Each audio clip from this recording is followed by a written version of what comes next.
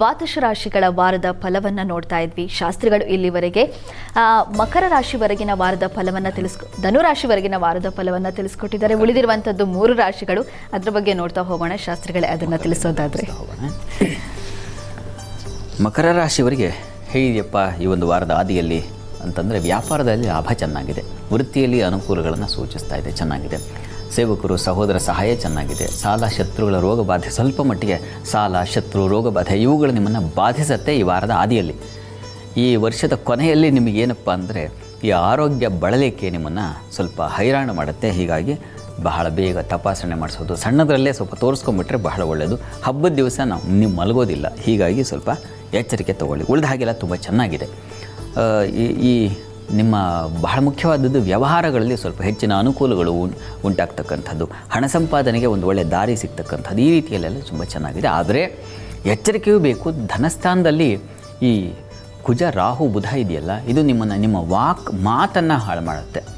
ಮಾತಿನಿಂದ ತೊಂದರೆಯನ್ನು ಉಂಟು ಮಾಡಿಕೊಳ್ತಕ್ಕಂಥ ಸಾಧ್ಯತೆ ಇದೆ. ಕುಟುಂಬದಲ್ಲಿ ಘರ್ಷಣೆಗಳು ಉಂಟಾಗ್ತಕ್ಕಂಥ ಸಾಧ್ಯತೆ ಸೂಚಿಸ್ತಾ ಇದೆ. ಹೀಗಾಗಿ ಮಂಗಳವಾರದಿಂದ ಸ್ವಲ್ಪ ಮಟ್ಟಿಗೆ ನಿಮಗೆ ತೊಡಕುಗಳು ಉಂಟಾಗಬಹುದು. ವಾಗ್ವ್ಯಯ ಅಂತ ಕರೀತಾರೆ, ಮಾತೇ ವ್ಯರ್ಥವಾಗಿಬಿಡ್ತಕ್ಕಂಥದ್ದು. ಹೀಗಾಗಿ ಸ್ವಲ್ಪ ಹುಷಾರು, ಇದ್ರ ಕಡೆ ಗಮನ ಇದ್ದರೆ ಆಯಿತು. ಇನ್ನು ವಾರದ ಅಂತ್ಯ ಗಮನಿಸೋಣ. ಮಕರ ರಾಶಿಯವರಿಗೆ ವಾರಾಂತ್ಯದಲ್ಲಿ ನಿಮಗೆ ಕುಟುಂಬದಲ್ಲಿ ಹಣಕಾಸಿನ ಘರ್ಷಣೆಗಳು ಸೂಚಿಸ್ತಾ ಇದೆ. ಮಾತಿನಿಂದ ಸ್ವಲ್ಪ ಅಸಮಾಧಾನ, ಹೀಗಾಗಿ ಹುಷಾರು. ಸಾಲ ನಿವಾರಣೆಯಾಗುತ್ತೆ, ಸಮಾಧಾನ ಸಿಗ್ತಕ್ಕಂಥ ಸಾಧ್ಯತೆ ಖಂಡಿತ ಇದೆ. ಸಹೋದರರು ಸೇವಕರು ಇಂಥವರಿಂದ ಸ್ವಲ್ಪ ಸಹಾಯ ನಿರೀಕ್ಷೆ ಮಾಡಬಹುದು ವಾರದ ಅಂತ್ಯದ ವೇಳೆಗೆ. ಹಬ್ಬದಿಂದ ನಿಮಗೆ ಸ್ವಲ್ಪ ವಾತಾವರಣ ಬದಲಾಗುತ್ತೆ. ಮುಖ್ಯವಾಗಿ ನಿಮಗೆ ಗುರುಬಲ ಇಲ್ಲ, ಹೀಗಾಗಿ ಸ್ವಲ್ಪ ಜೂನ್ವರೆಗೆ ಸ್ವಲ್ಪ ತಾಳ್ಮೆಯಿಂದ ಇರಬೇಕು. ಯಾವ ಕೆಲಸಗಳು ನಿಮಗೆ ಸ್ವಲ್ಪ ಅಷ್ಟಕ್ಕಷ್ಟೇ ಇರ್ತದೆ. ಹೀಗಾಗಿ ಈ ವಾರ ಹೇಗಿದೆಯಪ್ಪ ಅಂತಂದರೆ ನಿಮಗೆ ಕುಟುಂಬದಲ್ಲೇ ನಿಮಗೆ ತೊಡಕುಗಳು ತೊಂದರೆಗಳು ಜಾಸ್ತಿ ಆಗೋ ಸಾಧ್ಯತೆ ಇದೆ. ಹೀಗಾಗಿ ಸ್ವಲ್ಪ ಜಾಗ್ರತೆ ಬೇಕು. ಕೃಷಿ ಧಾನ್ಯ ಕ್ಷೇತ್ರಗಳಲ್ಲೆಲ್ಲ ಅನುಕೂಲ ಚೆನ್ನಾಗಿದೆ. ಈ ದಿನಸಿ ವ್ಯಾಪಾರಿಗಳಿಗೆ, ಹಾಲು ಹೈನು ವ್ಯಾಪಾರಿಗಳಿಗೆ ಶುಕ್ರ ಚೆನ್ನಾಗಿದೆ. ಹೀಗಾಗಿ ವಸ್ತ್ರ ವ್ಯಾಪಾರಿಗಳಿಗೆಲ್ಲ ತುಂಬ ಚೆನ್ನಾಗಿದೆ. ಪ್ರಾರ್ಥನೆಗೆ ಏನಪ್ಪ ಅಂದರೆ ಮಕರ ರಾಶಿಯವರಿಗೆ ಸುಬ್ರಹ್ಮಣ್ಯ ಪ್ರಾರ್ಥನೆ ಮಾಡ್ಕೊಳ್ಳಿ, ನಾಗಕವಚ ಹೇಳ್ಕೊಳ್ಳಿ, ಸುಬ್ರಹ್ಮಣ್ಯ ಸನ್ನಿಧಾನದಲ್ಲಿ ಅಭಿಷೇಕ ಮಾಡಿಸಿ ತೀರ್ಥ ಸೇವನೆ ಮಾಡಿ, ಅದು ತುಂಬ ಅನುಕೂಲ ಆಗುತ್ತೆ ಮಕರ ರಾಶಿಯವರಿಗೆ. ಇನ್ನು ಕುಂಭರಾಶಿಗೆ ಹೋಗೋಣ. ಕುಂಭರಾಶಿಯವರಿಗೆ ವಾರದ ಆದಿಯಲ್ಲಿ ಸ್ತ್ರೀಯರಿಗೆ ಅತಿಯಾದ ವ್ಯಯ ಸೂಚಿಸ್ತಾ ಇದೆ. ವ್ಯಾಪಾರದಲ್ಲಿ ಸ್ವಲ್ಪ ಹಿನ್ನಡೆ ಆಗ್ತಕ್ಕಂಥದ್ದು, ಗೊಂದಲದ ವಾತಾವರಣ, ಕುಟುಂಬದಲ್ಲಿ ಧನ ಸೌಕರ್ಯ ಚೆನ್ನಾಗಿದೆ. ಕುಟುಂಬ ಸೌಕರ್ಯ, ಕುಟುಂಬದ ಸಹಕಾರ ಚೆನ್ನಾಗಿರ್ತದೆ. ಆದರೆ ಆರೋಗ್ಯದ ಮಟ್ಟಿಗೆ ಸ್ವಲ್ಪ ಹುಷಾರು. ಚರ್ಮ ಬಾಧೆ ನಿಮಗೆ ಅತಿಯಾಗಿ ಕಾಡಬಹುದು, ಕಣ್ಣಿನ ಬಾಧೆಗಳು ಕಾಡಬಹುದು, ತಲೆ ನೋವು, ತಲೆ ಆಲೋಚನೆಗಳ ಭಾರ ನಿಮ್ಮನ್ನು ಕುಸಿಯೋ ಹಾಗೆ ಮಾಡುತ್ತೆ. ಆ ರೀತಿಯಲ್ಲಿದೆ. ಮತ್ತು ಶುರುವಾಗ್ತಾ ಇದೆ ಬೇರೆ ಕುಜ ಬೇರೆ ಮುಂದೆ ಬಂದುಬಿಟ್ಟಿದ್ದಾನೆ, ರಾಹುವಿನ ಒತ್ತಡಕ್ಕೆ ಸಿಕ್ಕಾಕೊಳ್ತೀರಾ. ಹೀಗಾಗಿ ಸ್ವಲ್ಪ ಜಾಗ್ರತೆ ಬೇಕು. ಆಲೋಚನೆ ಮಾಡಿ ಮಾಡಿ ಯಾವುದಕ್ಕೆ ಆಲೋಚಿಸ್ತಾ ಇದ್ದೀರ ಗೊತ್ತಾಗೋದಿಲ್ಲ. ಈ ರೀತಿಯ ಒಂದು ಹೊರೆ ನಿಮ್ಮನ್ನು ಕಾಡುತ್ತೆ.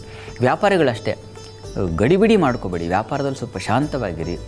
ಒಂದು ವ್ಯವಹಾರ ಒಂದು ಸಣ್ಣ ತೊಂದರೆ ಅಂದರೆ ಅಷ್ಟು ಪ್ರಮಾಣದ ಲಾಭವನ್ನು ಬಿಟ್ಟರೂ ಆಯಿತು, ಆದರೆ ಇಡೀ ಸಾಮಗ್ರಿಗಳನ್ನು ಹಾಳು ಮಾಡ್ಕೋಬಾರ್ದು. ಆ ರೀತಿಯಲ್ಲಿ ಸ್ವಲ್ಪ ಎಚ್ಚರ ವಹಿಸಿ ವ್ಯಾಪಾರಿಗಳು. ಬಹಳ ಮುಖ್ಯವಾಗಿ ನಿಮಗೆ ಬುದ್ಧಿಯು ಮಂಕಾಗ್ಬಿಡುತ್ತೆ ಈ ವಾರದ ಆದಿಯಲ್ಲಿ. ಕಾರಣ ಮಾಂದಿ ಗುರು ಜೊತೆ ಇದ್ದಾಗ ಬುದ್ಧಿ ವ್ಯತ್ಯಾಸ ಆಗ್ತಕ್ಕಂಥ ತಪ್ಪು ನಿರ್ಣಯ ಮಾಡಿಬಿಡ್ತಕ್ಕಂಥ ಸಾಧ್ಯತೆ ಇರುತ್ತೆ. ಹುಷಾರು.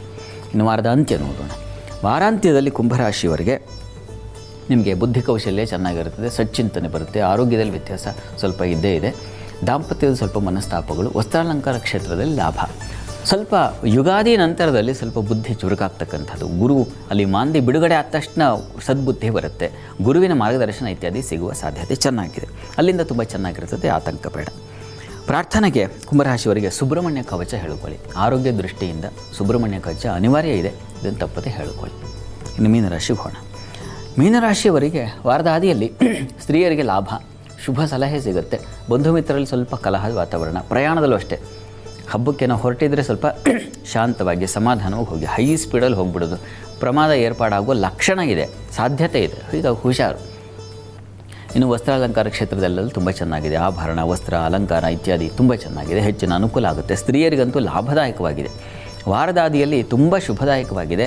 ಆದರೆ ಪ್ರಯಾಣದಲ್ಲಿ ಎಚ್ಚರ ವಹಿಸಿ. ಬಂಧು ಮಿತ್ರರಲ್ಲಿ ಸ್ವಲ್ಪ ಕಲಹ ಬರುವ ಸಾಧ್ಯತೆ, ಹುಷಾರು. ಯಾರಿಗೂ ಪ್ರಾಮಿಸಿಂಗ್ ಮತ್ತೊಂದು ಮಗದೊಂದು ಮಾಡಬೇಡಿ. ಇನ್ನು ವಾರದ ಅಂತ್ಯ ನೋಡೋಣ. ವಾರಾಂತ್ಯದಲ್ಲಿ ಅಂದರೆ ಯುಗಾದಿ ಸಂದರ್ಭ ಹೇಗಿದೆ ಅಂತ. ಹೆಚ್ಚಿನ ವ್ಯಯ, ಅಲೆದಾಟ ಇದೆ. ಬಂಧು ಸ್ನೇಹಿತರಿಂದ ತುಂಬ ಸಂತೋಷ, ಒಳ್ಳೆಯ ಔತಣ ಕೂಟಗಳು ಇತ್ಯಾದಿ ಸಮಾರಂಭಗಳು. ಮನಸ್ಸಿಗೆ ಹಬ್ಬವೇ ಒಂದು ಹಿತವಾದ ವಾತಾವರಣ ನಿರ್ಮಾಣ ಮಾಡುತ್ತೆ. ಮನೆಯಲ್ಲಿ ಒಂದು ಶಾಂತ ಪರಿಸರ ಇರುತ್ತದೆ, ಚೆನ್ನಾಗಿದೆ. ಆತಂಕ ಇಲ್ಲ. ಕೊನೆಯಲ್ಲಿ ನಿಮಗೆ ಹೆಚ್ಚಿನ ಅನುಕೂಲ ಉಂಟಾಗುವ ಸಾಧ್ಯತೆಯನ್ನು ಸೂಚಿಸ್ತಾ ಇದೆ. ಚೆನ್ನಾಗಿ ಸುಖವಾಗಿರ್ತೀರ. ಸ್ವಲ್ಪ ನೀವು ಕೂಡ ಅಧಿಕ ವ್ಯಯ ಸೂಚಿಸ್ತಾ ಇದೆ. ಧನಾಧಿಪತಿ ವ್ಯಯದಲ್ಲಿ ರಾಹು ಯುಕ್ತನಾದಾಗ ಆ ರೀತಿಯ ವ್ಯಯದಿಂದ ಅಪಮಾನಗಳು, ತೊಂದರೆಗಳು ಉಂಟಾಗೋ ಸಾಧ್ಯತೆ ಇರ್ತದೆ. ರಹಸ್ಯ ವಿಚಾರಗಳಿಂದ ಸಮಸ್ಯೆಗಳು ಉಂಟಾಗ್ಬಿಡಬಹುದು. ಹುಷಾರು. ಪ್ರಾರ್ಥನೆಗೆ ಸುಬ್ರಹ್ಮಣ್ಯ ಸ್ವಾಮಿ ಸನ್ನಿಧಾನಕ್ಕೆ ಎಳನೀರನ್ನ ಅಭಿಷೇಕ ಮಾಡಿಸಿ ತೀರ್ಥ ಸೇವನೆ ಮಾಡಿ. ಇದು ತುಂಬ ಸಹಾಯವಾಗುತ್ತೆ.